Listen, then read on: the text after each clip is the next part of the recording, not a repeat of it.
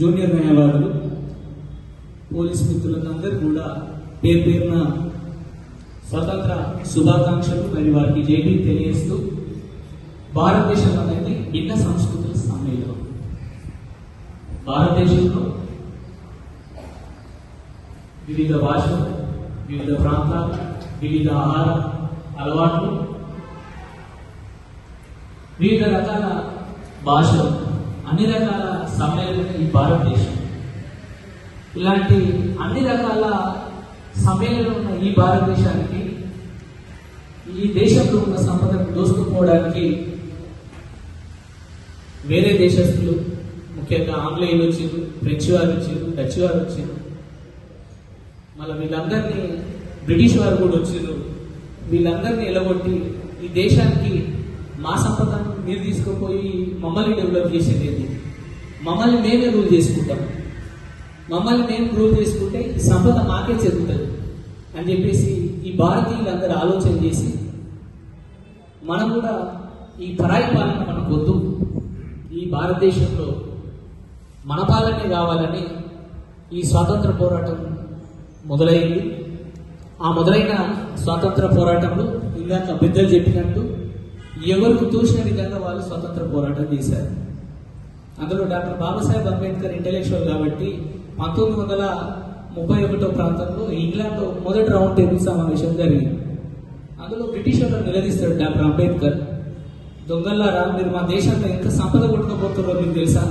మీరు మాకు ఎందుకు ఇయ్యారా స్వాతంత్రం అని చెప్పేసి. కాకపోతే చరిత్రలో ఈ అంశాలు కొద్ది మందికే అది లిఖితమైంది కాబట్టి కొంతమందికి తెలియకపోవచ్చు.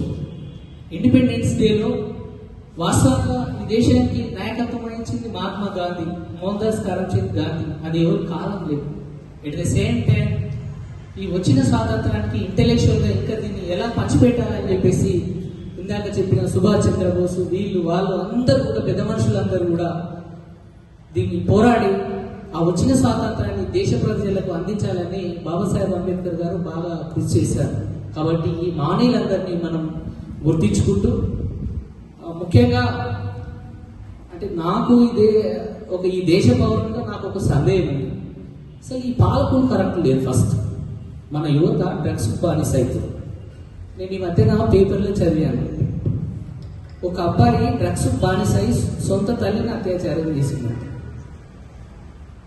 ఇది ఎంతకంటే దౌర్భాగ్యము, మనం తెచ్చుకున్న స్వాతంత్రము మరి ఎట్లా పోతుంది అనేది కూడా మనం అందరం ఆలోచన చేయాల్సిన అవసరం ఉంది. ఎందుకంటే మనం తల్లిని దైవంతో కంటే ఎక్కువనే చూసుకుంటాం.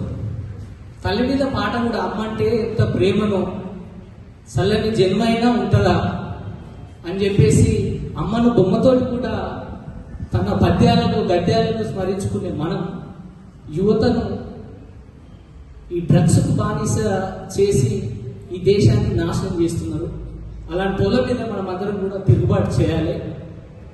రెండో అంశం ఏంటంటే, నాకు ఇంకో అంశం కూడా, ఈ దేశంలో ఇంకో అంశం మీద కూడా ఒక సందేహం ఉంది. ఈ దేశంలో భూమి ఉంటుంది.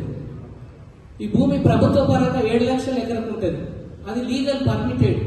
కానీ బజార్లో ₹1,00,00,000 ఉంటుంది. ఇది ఇల్లీగల్. ఇది ఎట్లా పర్మిట్ అవుతుందో ఈ దేశ పాలకులు ఏం చేస్తారో నాకు అర్థం కాదు.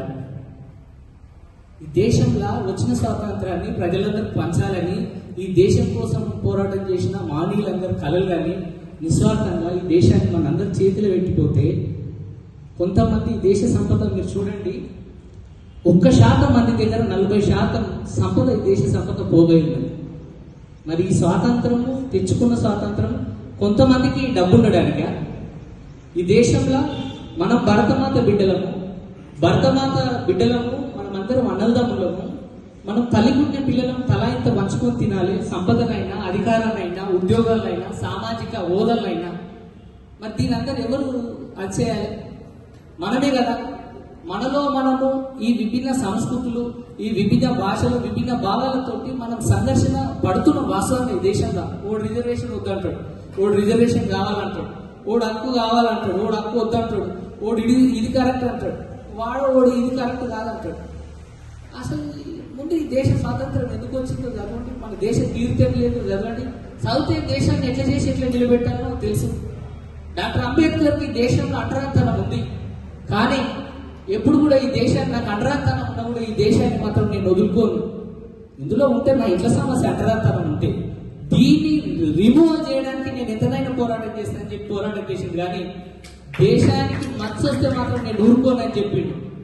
నువ్వు ముందా దేశం ముందా అంటే నాకు ఫస్ట్ దేశమే ముందు, నేను నా ప్రజలు అంటే నా ప్రజలే ముందని చెప్పింది. కాబట్టి మనం అందరం కూడా ఈ దేశం